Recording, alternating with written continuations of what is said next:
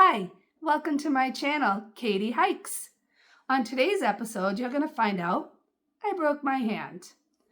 On January 30th, I was hiking Mount Pemigewasset up in New Hampshire, a mountain I've hiked several times, and I forgot my poles in the car. And I thought, no big deal.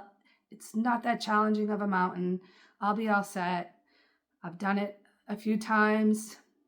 Should be great.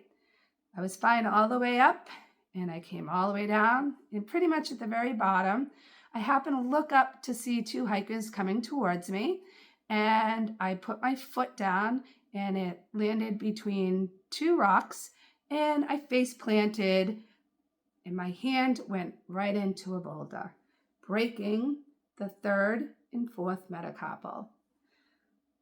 You can imagine what happened next. I pretty much burst out crying, thinking my hike was over that I've been planning for a couple years.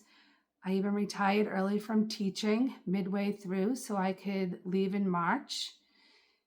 But the good news is I went to the ortho and she said it's not going to affect my start date. And on February 28th, the cast will come off and I'll be able to head down to Georgia on March 4th to start my hike. But what I decided to do to help me out a little bit, get my trail legs, since I haven't really been hiking this month. I've been going to the gym, but haven't got really a lot of elevation or anything in. So I'm going to send my overnight gear down to the Green Dragon Hostel.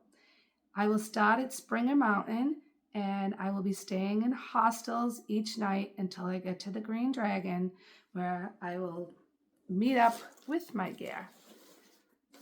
So I'll be slack packing every day till then. So here's what I'm sending to the Green Dragon. First is my Big Agnes tent.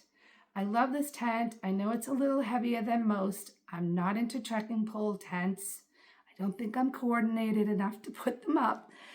This tent is so cozy. I've hiked in Virginia with it, Connecticut, Massachusetts, of course, New Hampshire, and about 100 miles on the Vermont Long Trail.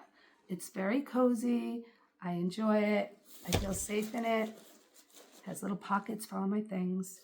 It also has the footprint that goes with it. And I believe it comes to about a little over 3 pounds, maybe.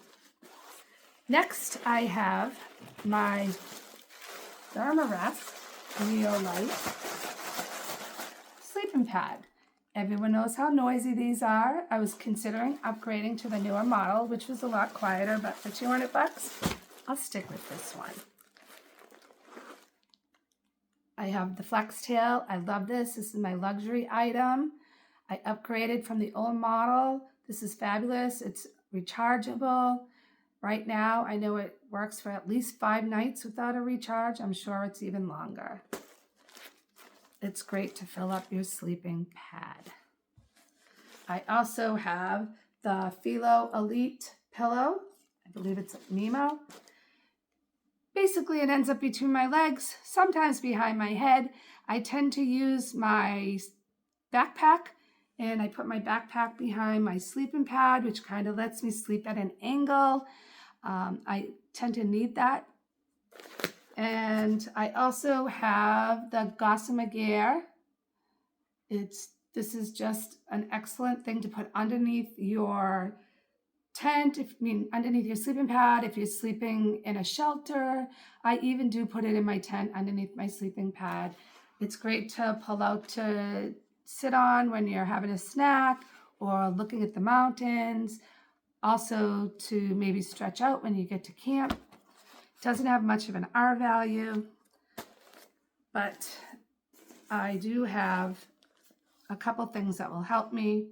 I have the Cedar Summit Reactor Extreme. I believe this adds about 15 degrees to your sleep system, so that should help. And of course, I have the Cedar Summit Spark 15 degree sleeping bag. I haven't been able to test it out. I was planning on doing that this month, but since I broke my hand, I wasn't able to do it. It has, I think, a lower limit of 15 degrees and a comfort level around 34. But it should be enough between the reactor the foam pad and the regular pad, I should be all set. If I'm not, if I need a little bit more R value, my husband will send me down my Nemo switchback. This is a little more bulky. I tend to put this pad vertically in the back of my backpack. I never liked it behind my head this way because I can't see. I do plan on sending the reactor home and my Spark once I get through probably the Grayson Highlands in Virginia, once the weather gets warmer. And to replace that, I have the REI Magna 30. I've used this every time I've backpacked. It's pretty comfortable, pretty warm. I've been in, I believe, 40-degree weather, a little chilly, but it worked. It has a lower limit of 24 degrees and a comfortable limit at 34 degrees. So that's basically it. I'm looking forward to getting on trail and meeting a lot of people and checking out all the fabulous hostels. Please follow me on Katie Hikes and have a great day.